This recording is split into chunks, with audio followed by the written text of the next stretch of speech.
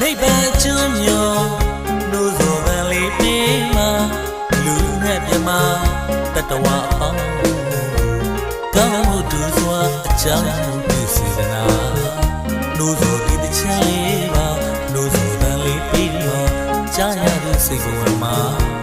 နှလုံးစိတ်ဝမ်းအေးချမ်းကြစေမှာ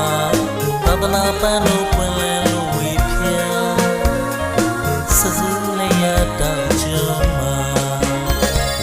တိရဝရပုထဘာသာဒါနသီလပြုကြဘာဝနာဒါနသီလပြုကြဘာဝနာတိရဝရပုထဘာသာမြတ်ဗုဒ္ဓအမှုတော်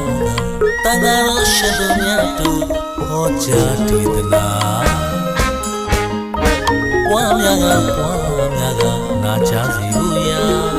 တရားနာကြွကြပါတရားနာကြွကြပါမလန်းပူလန်းနိဗ္ဗာန်လမ်းတက်ချမှုအကျိုးမျိုးကနှိုးဆော်တဲ့ပြီးနိဗ္ဗာန်ဇောတိဘဝေအေးကုသိုလ်မဟာ